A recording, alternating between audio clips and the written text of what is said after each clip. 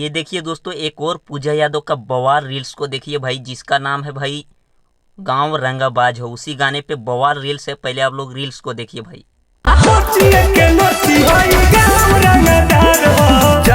जी हाँ दोस्तों, आप लोग का काफ़ी ज़्यादा डिमांड रहता है कि पूजा यादव का वीडियो देखने के लिए।